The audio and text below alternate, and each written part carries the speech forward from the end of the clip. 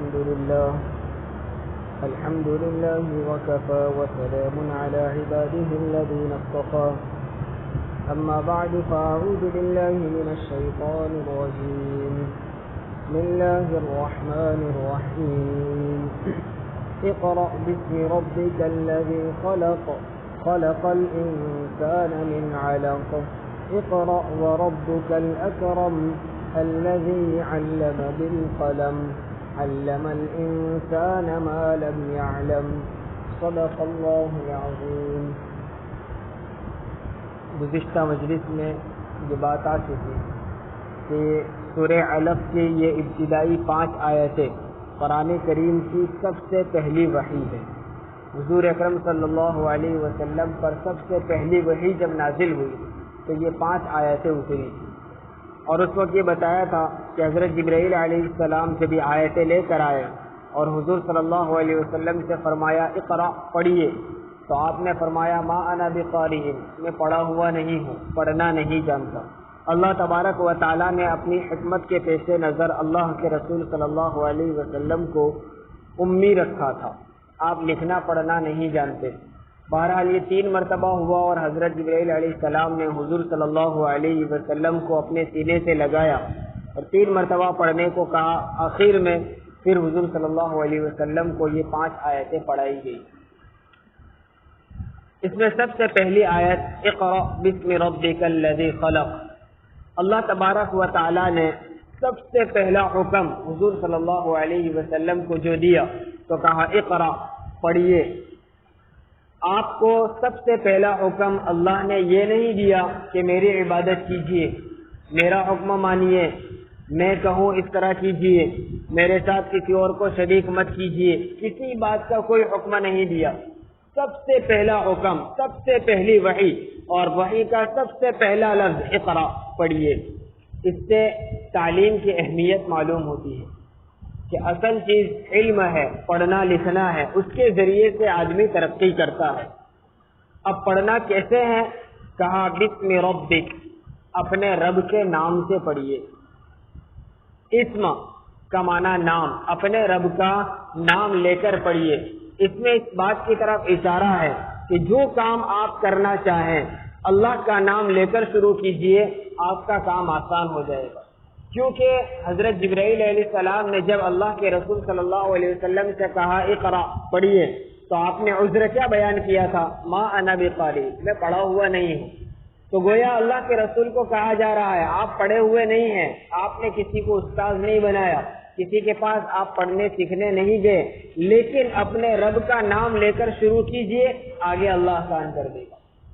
اس لیے ہر کام کو شروع کرنے سے پہلے بسم اللہ الرحمن الرحیم پڑھ لینا چاہیے کہ میں جو کام کر رہا ہوں اللہ کے نام سے، وہ کام آسان بھی ہوگا اور آسانی کے ساتھ اتمام تک بھی پہنچ جائے گا.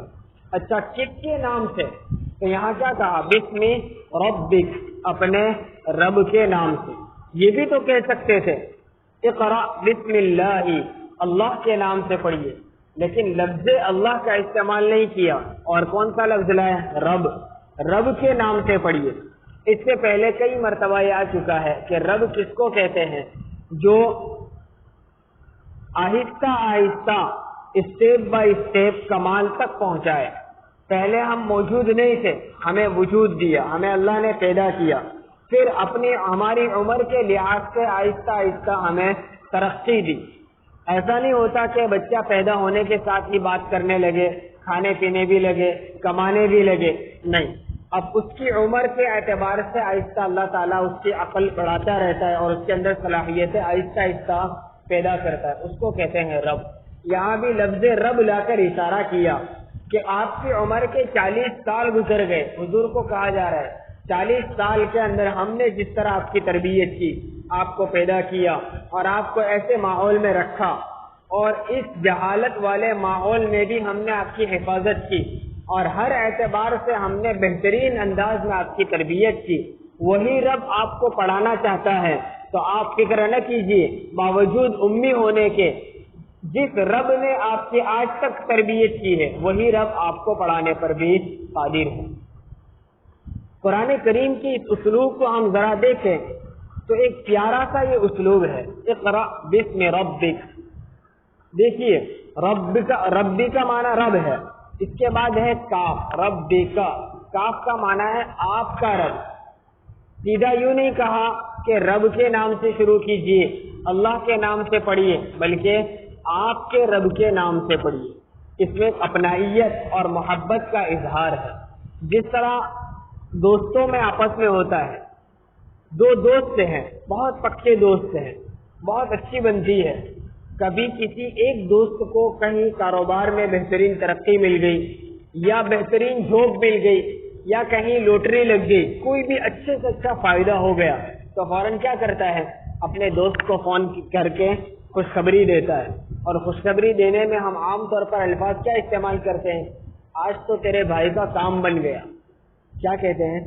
آج تو تیرے بھائی کا کام ہو گیا. یوں نہیں کہتے میرا کام ہو گیا، یوں نہیں کہتے کہ اس آدمی کا یا اپنا نام لے کر کہے کہ فلاں آدمی کا کام ہو گیا، بلکہ تیرے بھائی کا. اس میں اپنائیت ہے، محبت ہے کہ ہم دونوں بھائیوں کی طرح ہے، تو خوش ہو جائے تیرا بھائی کتنا خوش ہے. اسی طرح اللہ رب العزت رب ہے، اللہ ہے، لیکن یوں نہیں کہا کہ اللہ کے نام سے، رب کے نام سے شروع کیجیے، آپ کے رب کے نام سے شروع کیجیے. یہ محبت کا اظہار ہے کہ میں آپ کا رب ہوں، میرا نام لیجیے، پھر میں ہوں، آپ کا پڑھنا اور کام کرنا میں آسان کر دوں گا. یہ محبت کا اظہار ہے. اچھا، وہ رب کون ہے؟ آگے کون صفت بیان کی؟ الذی خلق. پڑھیے آپ کے رب کے نام سے جس نے پیدا کیا. الذی خلق. یہاں بھی اس بات کی طرف اشارہ ہے کہ آپ کا جو عذر ہے، آپ نہیں پڑھ پا رہے ہیں، ارے وہ رب وہ ہے الذی خلق جس نے پوری کائنات کو پیدا کیا. ہر چیز کو پیدا کرنے والی ذات اللہ کی ہے. جب وہ ہر چیز پیدا کر سکتا ہے اور اس نے ہر چیز کو اپنے اپنے لحاظ سے برابر سرابر پیدا کیا، انسانوں کو عقل دی، شعور دیا، زبان دی، دیکھنے کی، سننے کی، چلنے پھرنے کی صلاحیتیں وہ رب نے پیدا کی. کیا وہ رب آپ کے اندر پڑھنے کی صلاحیت پیدا نہیں کر سکتا؟ آپ پڑھیے، اس رب کا حکم ہے جس نے ساری کائنات کو پیدا کیا ہے. تو بار بار حضور کو گویا تسلی دی جا رہی ہے ایک ایک لفظ سے کہ آپ پڑھیے، پڑھانے والی ذات اللہ کی ہے. یہ پہلی آیت بیان کی، اقرأ بسم ربک الذی خلق. پڑھیے اپنے رب کے نام سے جس نے پیدا کیا. پھر آگے کہا خلق الانسان من علق. پہلی آیت میں الذی خلق کہہ کر کہہ دیا کہ پوری کائنات کو اللہ نے پیدا کیا. پھر بطور خاص انسان کا ذکر کیا، خلق الانسان، انسان کو بھی اللہ نے پیدا کیا. کیونکہ انسان جو ہے پوری کائنات میں اشرف المخلوقات انسان ہے، اور پوری کائنات کو بنایا گیا ہے انسان ہی کے لیے. ہر چیز انسان کی خدمت میں لگی ہوئی ہے، اور انسان ساری مخلوقات میں سب سے ممتاز ہے. کیونکہ اللہ رب العزت نے انسان کو عقل دی، علم دیا. پیدا ہونے کو تو جانور بھی پیدا ہوئے، اللہ نے جانوروں کو بھی پیدا کیا، لیکن جانوروں میں وہ عقل نہیں ہے جو انسانوں کے پاس، جانوروں کے پاس علم نہیں ہے جو انسانوں کے پاس. اس لیے انسان اشرف المخلوقات، یعنی پوری مخلوقات میں سب سے بہتر، سب سے اشرف مخلوق ہے. اس کا بطور خاص ذکر کیا اور کہا انسان کو ہم نے پیدا کیا، اور وہ بھی کس سے پیدا کیا؟ من علق، جمے ہوئے خون. انسان کا پہلے کوئی وجود نہیں تھا. قرآن کریم میں ایک اور جگہ اس کا ذکر ہے، وَلَقَدْ خَلَقْنَا الْإِنسَانَ مِنْ سُلَالَةٍ مِنْ طِينٍ ثُمَّ جَعَلْنَاهُ نُطْفَةً فِي قَرَارٍ مَكِينٍ ثُمَّ خَلَقْنَا النُّطْفَةَ عَلَقَةً فَخَلَقْنَا الْعَلَقَةَ مُضْغَةً فَخَلَقْنَا الْمُضْغَةَ عِظَامًا فَكَسَوْنَا الْعِظَامَ لَحْمًا ثُمَّ أَنشَأْنَاهُ خَلْقًا آخَرَ. اللہ رب العزت کہہ رہے ہیں ہم نے انسان کو ایک کھنکھناتی مٹی سے پیدا کیا. انسان کا کوئی وجود نہیں تھا. آدم علیہ السلام کو اللہ رب العزت نے مٹی کے ذریعے پتلا بنایا، پھر اس میں روح ڈالی گئی، اور وہاں سے نسلیں چلی. نسلیں کیسے چلی؟ اللہ رب العزت نے انسان کے اندر ایک مادہ رکھ دیا، نطفہ رکھ دیا، ناپاک منی کا قطرہ ڈال دیا، اور اس ناپاک قطرے سے اللہ رب العزت نے آہستہ آہستہ اس کا وجود بنایا. کیسے بنایا؟ ناپاک قطرہ تھا، پھر وہ خون بنا، جمع ہوا خون بنا، پھر وہ گوشت کا لوتھڑا بنا، پھر اس میں ہڈیاں چڑھائی گئی، پھر انسان کا وجود بخشا گیا. ثم انشأناه خلقا آخر، پھر ہم نے اس کو پیدا کیا، ایک دوسری مخلوق بن گئی. انسان جب پیدا ہو کر دنیا میں آتا ہے وہ اور اس کی ابتدا کو دیکھیے تو دونوں الگ الگ مخلوق ہیں. پہلے تو وہ ایک ناپاک قطرہ تھا اور اللہ رب العزت نے آہستہ آہستہ ماں کے پیٹ کے اندر وقت گزرتے گزرتے اس کو مختلف چیزوں سے مختلف اسٹیپ سے گزارا. پہلے نطفہ تھا، پھر خون بنا، پھر گوشت کا لوسڑا بنا، پھر اس میں ہڈیاں چڑھائی گئی، پھر اس کو انسان بنا کر اللہ رب العزت نے دنیا میں بھیجا. تو اللہ رب العزت یہاں کہنا چاہتے خلقنا الانسان من علق، ہم نے ایک جمے ہوئے خون سے پیدا کیا. جمع ہوا خون وہ ہے جس میں کوئی شعور نہیں ہے، سمجھ نہیں ہے، عقل نہیں ہے، اس کے اندر کوئی احساس بھی نہیں ہے. انسان کے اندر حس ہوتی ہے، ہمیں کوئی چھوئے تو ہمیں پتہ چل جاتا ہے کسی نے چھویا. ہمارے آس پاس کوئی بولے تو ہم کان کے ذریعے محسوس کر لیتے ہیں یہاں کوئی آواز ہوئی. کوئی چیز ہمارے سامنے ہم آنکھوں کے ذریعے محسوس کر لیتے سامنے کچھ ہے. انسان کے اندر احساس ہے، لیکن وہی انسان ایک زمانے میں جمع ہوا خون تھا جس کے اندر کوئی حس نہیں تھی. اس جمے ہوئے خون کو اللہ رب العزت نے مختلف اسٹیپ سے گزارا اور اس کے اندر احساس بھی پیدا کر دیا، عقل بھی پیدا کر دی، شعور پیدا کر دیا.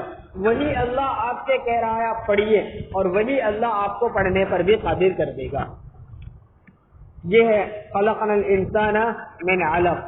انسان کو اللہ رب العزت نے جمے ہوئے خون سے پیدا کیا. پھر واپس کہا اقرا وربک الاکرم. ابھی تک 2 آیتوں میں تو صرف تسلی دی گئی تھی. پہلی آیت میں اقرا کہہ کر پڑھنے کا حکم دیا اور وہاں سے پوری 2 آیتوں تک تسلی دی کہ ہم نے جو آپ کو پڑھنے کا حکم دیا آپ فکر نہ کیجیے، آپ امی ہے لیکن پڑھانے کا کام ہمارا ہے. اور ہر لفظ سے اللہ رب العزت نے تسلی دی کہ آپ پڑھیے، ہم پڑھائیں گے. جب آپ کو مکمل تسلی ہو گئی اب واپس کہہ رہے اقرا، اب پڑھنا شروع کر دیجیے.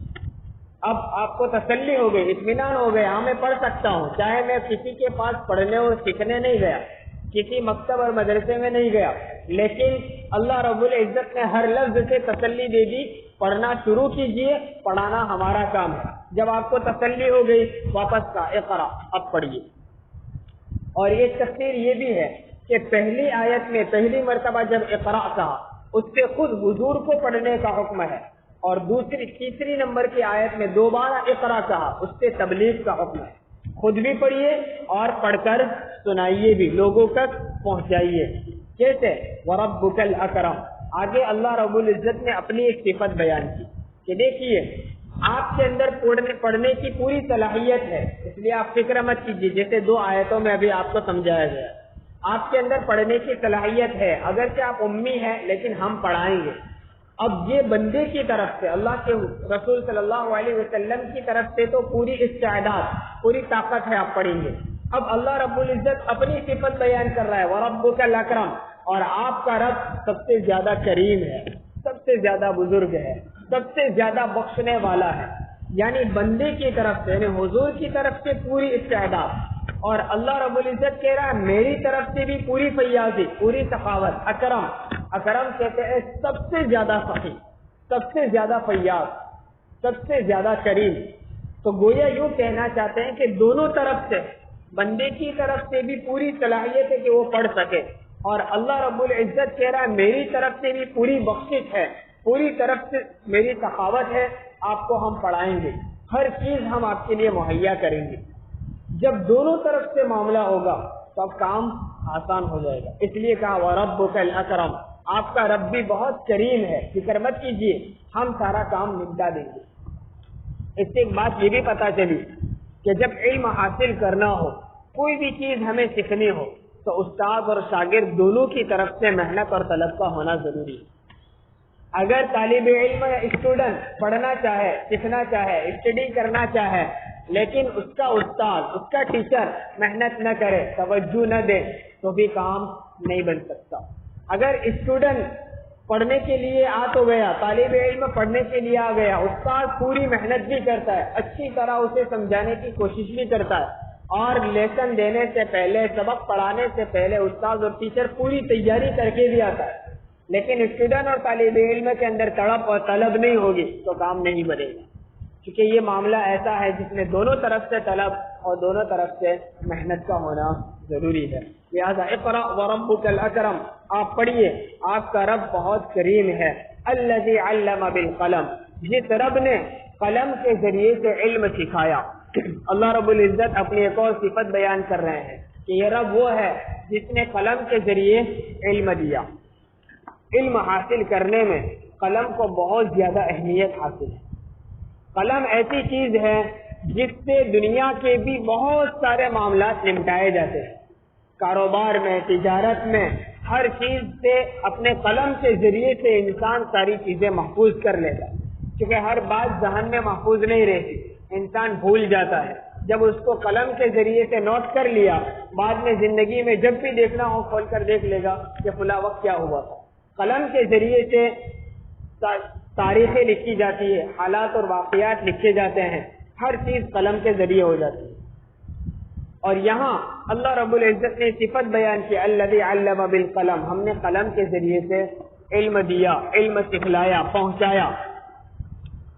اس میں ایک بات کی طرف بھی اشارہ ہے کہ دیکھیے، آدمی قلم کے ذریعے علم حاصل کرتا ہے، اس لیے قلم کو اہمیت ضرور حاصل ہے، لیکن علم حاصل کرنے والا جب قلم کے ذریعے علم پڑھے گا، سیکھے گا، قلم کا واسطہ لے گا، تو اس کا مطلب یہ نہیں ہوگا کہ یہ پڑھنے والے کے مقابلے میں قلم افضل ہو گئی۔ قلم کو افضلیت نہیں ملتی ہے، وہ واسطہ بنتا ہے، وہ صرف ذریعہ ہے۔ سیکھنے والا جب سیکھ جاتا ہے اس کی فضیلت ہوتی ہے، اس واسطے کی فضیلت نہیں ہوتی۔ اسی طرح اللہ رب العزت کہنا چاہتے ہیں آپ امی ہیں، آپ نے قلم کے ذریعے علم نہیں سیکھا، آپ کا واسطہ جبرائیل ہے، ہم جبرائیل علیہ السلام کے ذریعے آپ تک علم پہنچا رہے ہیں، اور جبرائیل صرف واسطہ ہے۔ جس طرح قلم کے ذریعے علم حاصل کرنے میں قلم افضل نہیں ہوتی ہے، اسی طرح آپ جبرائیل سے علم حاصل کر رہے ہیں، وہ صرف واسطہ ہے، اس لیے جبرائیل آپ کے مقابلے میں افضل نہیں ہے۔ مطلب یہ ہے کہ میرے رسول آپ کی فضیلت بڑی ہوئی ہے، اور آپ کی فضیلت فرشتوں سے بھی بڑھ کر، اور اس کا صراحتاً مظاہرہ ہوا معراج کے موقع پر۔ معراج میں اللہ کے رسول صلی اللہ علیہ وسلم کو بیت المقدس تک لے جایا گیا، وہاں سے آسمانوں پر پہلے، دوسرے، تیسرے، ساتوں آسمان کو جب پار کر لیا، سدرۃ المنتہا پر پہنچے، وہاں جبرائیل نے بھی آ کر ہتھیار ڈال دی، یہاں سے ایک بال کے برابر بھی میں آگے نہیں بڑھ سکتا، اگر ایک قدم بھی آگے بڑھا جل کر راکھ ہو جاؤں گا۔ اور اللہ کے رسول صلی اللہ علیہ وسلم کی وہ فضیلت تھی کہ ساری مخلوقات میں تنے تنہا وہ ذات ہے کہ نبی کریم صلی اللہ علیہ وسلم سدرۃ المنتہا سے بھی آگے بڑھ کر اللہ کے حضور روبرو چہرہ بچہرہ اللہ کے سامنے کھڑے ہو کر کلام کیا۔ موسیٰ علیہ السلام نے بھی اللہ کے ساتھ کلام کیا تھا، لیکن دنیا میں کوہ طور پر جا کر کلام کیا تھا۔ یہ فضیلت یعنی اللہ کے سامنے کھڑے ہو کر بات کرنے کا موقع صرف اور صرف محمد رسول اللہ صلی اللہ علیہ وسلم کو حاصل۔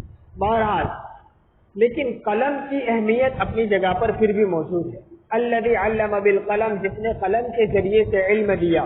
کہا جاتا ہے قلم تین طرح کے ہیں، تین قسم کے۔ ایک قلم تو وہ ہے جس کو اللہ نے پیدا کیا، اللہ رب العزت نے جب اس کائنات کو وجود بخشا تو ایک روایت میں آتا ہے سب سے پہلے قلم کو پیدا کیا اور قلم کو حکم دیا کہ لکھ، اور اس نے قیامت تک آنے والے سارے حالات اور واقعات، پوری تقدیر کو لکھا۔ تو ایک قلم وہ ہے جس کو اللہ رب العزت نے پیدا کیا، انہیں خود اپنے ہاتھوں سے پیدا کیا اور اسے تقدیر لکھوائی گئی۔ ہر چیز اللہ رب العزت نے اپنے ہاتھ سے پیدا نہیں کی، اللہ نے حکم دے دیا بن جا، بن گئی۔ کن کا معنی ہو جا، فیکون، بس وہ ہو گئی۔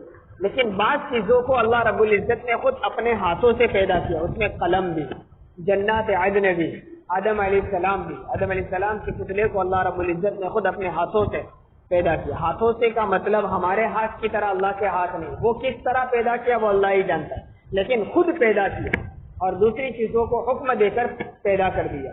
بہرحال تو ایک قلم وہ ہے جس کو اللہ نے پیدا کیا اور خود پیدا کر کے جس سے تقدیر لکھوائی گئی۔ ایک قلم وہ ہے جو فرشتوں کا ہے، جس سے فرشتے تقدیریں، حالات، واقعات اور انسانوں کے اعمال لکھتے ہیں، اور ایک قلم عام انسانوں کا قلم ہے، ہمارا اور آپ کا قلم ہے، جس کے ذریعے ہم اپنی چیزیں، اپنے حالات اور اپنی ضروریات کو لکھتے ہیں۔